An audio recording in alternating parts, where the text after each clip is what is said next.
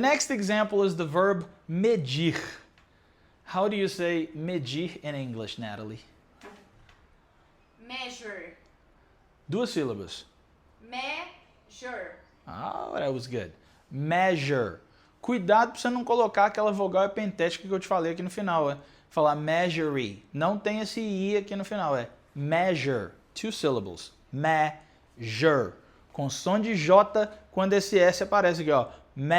Janela, Jeep, João, José, Measure. Measure. Pleasure.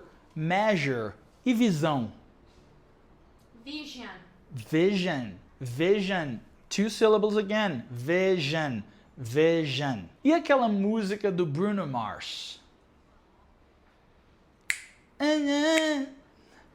That is what you are.